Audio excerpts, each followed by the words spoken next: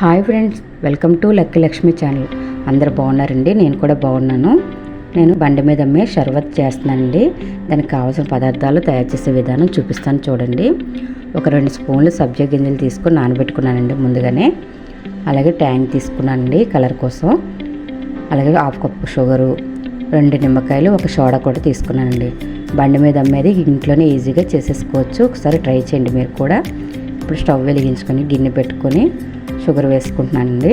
అలాగే 1/2 కప్పు అయితే water పోసుకుంటున్నాను. Sugar బాగా కరగాలండి. కరిగి లేత పాకం రావాలి.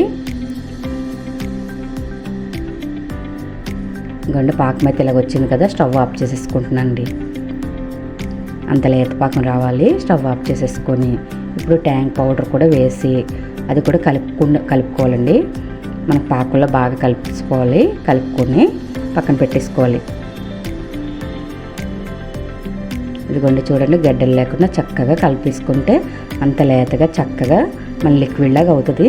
ఇలా రెడీ చేసి పక్కన పెట్టేసుకోవాలండి.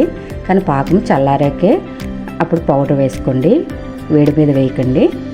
ఇప్పుడు గ్లాస్ తీసుకొని మనం ట్యాంక్ పౌడర్ని కూడా లిక్విడ్ని కూడా వేసేసుకుంటున్నానండి.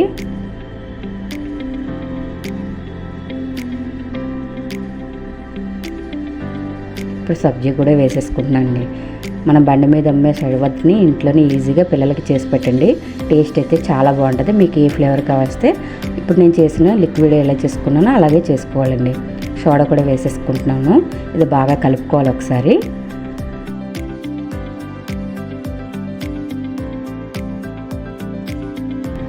మ్యాంగో కానీ ఆరెంజ్ కానీ దొరుకుతాయి కదండి బయట ఈ ట్యాంక్ పౌడర్లో. ఇప్పుడు మనం చక్కగా తీసుకొచ్చి కలిపేసుకోవడం అండి.